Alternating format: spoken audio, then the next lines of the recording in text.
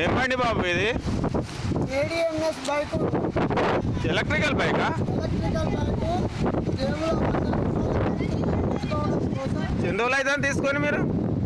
వారం రోజులు అవుతాను సార్. ఎంత పేమెంట్ కట్టారండి? దీనికి వచ్చేసి రేటు 1,11,000.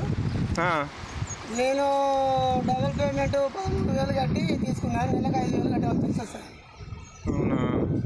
ADMSలోనే ఇది? ADMS ఎన్ని క్వింటాలు మోస్తుందండి? 3 క్వింటాల వెయిట్ మోస్తుంది.